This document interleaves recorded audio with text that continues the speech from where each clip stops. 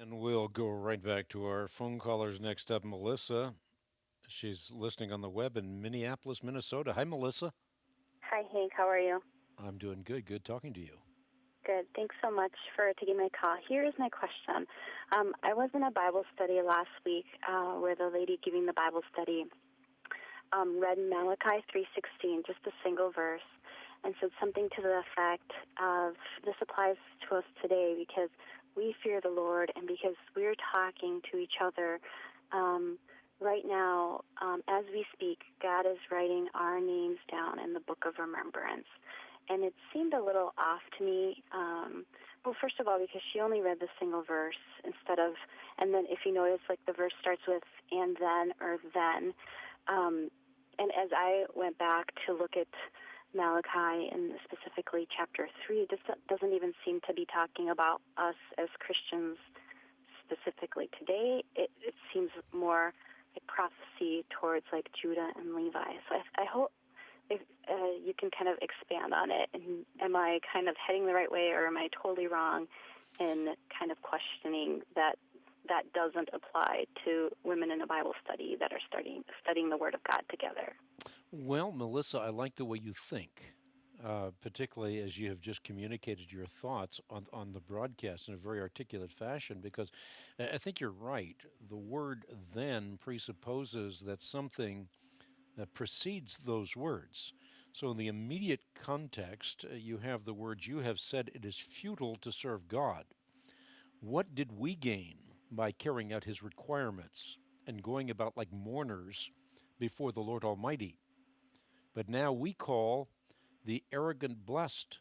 Certainly the evildoers prosper, and even those who challenge God escape. And then the words that you allude to. Then those who feared the Lord talked with each other, and the Lord listened and heard. A scroll of remembrance was written in his presence concerning those who feared the Lord and honored his name. And the context, in the broader sense, you also allude to, because Malachi is directing a message of judgment against a people who are plagued by corrupt priests, wicked practices, and a false sense of security.